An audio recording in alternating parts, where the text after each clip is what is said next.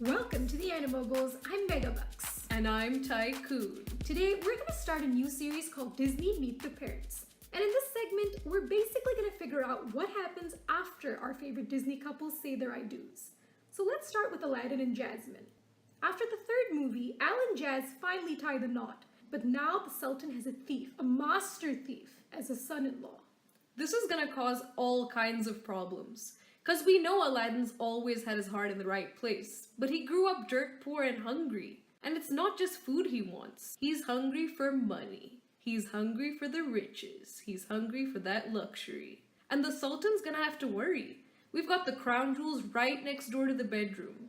Is Aladdin gonna swim around in piles of money like he's Scrooge McDuck? The Sultan's gotta wonder. Is he actually interested in my daughter, or is he just another Jafar? Razul, the captain of the Sultan's guards, is always saying that Aladdin's a street rat. But is Aladdin also a gold digger? That's the real question. Aladdin's like, I'm not gonna live in this hut forever, boo. I mean, is that a threat? Because he's always ogling the palace from his shack. Living in the palace is clearly Aladdin's endgame. He's like, I'm willing to do whatever I gotta do to break the cycle of poverty. And if I have to convince Jasmine I love her, then hey, so be it. I think the Sultan especially needs to be concerned because Aladdin comes from this whole line of thieves, apparently. He's not just a one-off. It turns out his dad is a thief too. It's genetic. Yeah, it's in the blood. What's gonna happen to the royal family? Are they gonna become defunct? Because now all the kids are gonna become thieves too. Except they have money. Yeah, little Tariq is gonna be stealing things left and right, and his mom is gonna be like, Oh my god, he's a kleptomaniac because of Aladdin. The kids are gonna be like those rich celebrities who go shoplifting and end up being caught. And I'm looking at you, Winona Ryder. Because the kids, they're already rich, they're already famous, but for some reason, they just can't stop stealing. absolutely. And Kassim's not gonna be happy about it either. If you think about it from his perspective, his son Aladdin was on his way to upholding the family legacy. Remember, Kassim thinks of himself as royalty too. He's the king of thieves. And Aladdin, by virtue of being Kassim's only kid, is the Prince of Thieves. Kassim's the dawn of the underworld. So the Don's son basically gives up his life of crime to join the man. It's like he joined the police force or something. It's a betrayal.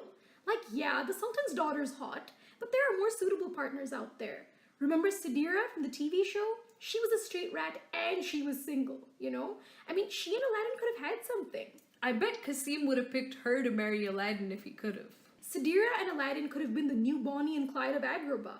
But what does Aladdin do? He marries someone from the establishment. And Kassim's gotta worry too because he and his son are always gonna be on the opposite sides of the law.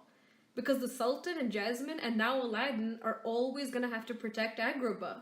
And poor Kassim's gonna have to find new territory to pillage and loot. Because they're gonna arrest him and have him thrown in the slammer. And remember, in 14th century Arabia or whenever this was set, the Sultan is the law. He decides who lives and who dies. There's no judges or anything. The Sultan decides. So the next time Kassim goes to the casino and robs the place, or the next time he's at De Beers and grabs a couple of trinkets, the Sultan's gonna be like, Holy sand dunes, it's Aladdin's dad. Now I'm going to have to send him to jail again. and everyone else is gonna be like, damn, the Sultan's going soft. Because he's not cutting Kassim's hands off like he does with the other thieves. There's favoritism going on. And the Sultan already has to worry about maintaining a fearsome reputation because he plays with plush toys at home. He's like, I have to counterbalance that by ruling the land with an iron fist. And we also have to wonder about the dead moms. What would Jasmine and Aladdin's moms think about their kids getting hitched? Now, I'm assuming that Aladdin's mom basically died of shame. I'm imagining she was like, oh my god, I can't believe I married this crazy thief guy. Maybe she didn't know about Kassim's life of crime when they got together. And then she had a son. And then Kassim took off. And when she finally found out what he had left her for, which was a life of crime, she was like, oh hell nah. And then she died. Little did she know that poor Kassim was busting his butt to try and put food on the table. But you know, he also did it for the kicks. It wasn't entirely selfless. Look, a man's allowed a hobby. Maybe Aladdin's mom enjoyed sewing or something. Well, stealing is Kassim's way of letting loose and kicking back. Unlike Kassim, I think Al's mom would probably approve of her son marrying up. Because she didn't have a great life. She died prematurely because Kassim couldn't be a good provider. She may have died of starvation for all we know. And to his credit, you can see Kassim regrets that. He doesn't regret the stealing, he just regrets that he didn't stick around with Aladdin's mom. He didn't appreciate the real treasure he had, but it's not Kassim's fault. The reason he had to steal is because the Sultan kept all the treasure for himself. I mean, if you look at the rest of Agrabah, they're all poor. Only the Sultan is rich. Everyone else is selling their wares in their little stalls. Where's the nobility? Prince Ahmed, he comes from a neighboring kingdom, so all of Agrabah is essentially poor. But the Sultan has freaking gold columns or whatever. He's super rich. So Kassim is actually the hero. He's leading the resistance against tyranny and oppression.